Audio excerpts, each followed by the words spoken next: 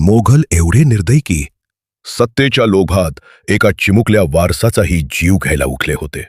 मुघल बादशाह शाहजहानने दौलताबाद जिंकून निजामशाही संपल्याची घोषणा केली आणि निर्दयी हुकूम दिला, निजामाच्या रक्ताचा एकही वारस जिवंत ठेवू नका.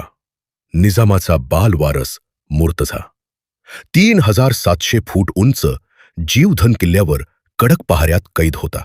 ही बातमी शहाजी राजेंपर्यंत पोचली आणि त्यांनी निवडक मावळ्यांसह मृत्यूला आव्हान देत साखळीच्या वाटेनं चढाई केली.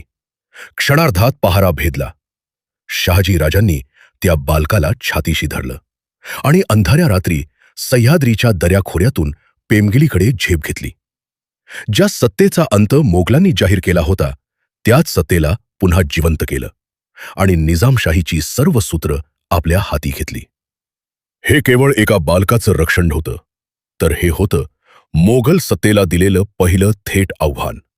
पण पुढची 3 वर्ष मोगलांचा पाठलाग सुरूच राहिला आणि हा संघर्ष शेवटी कुठे थांबला ते जाणून घेण्यासाठी आत्ताच स्वराज्य गाथाला फॉलो करा.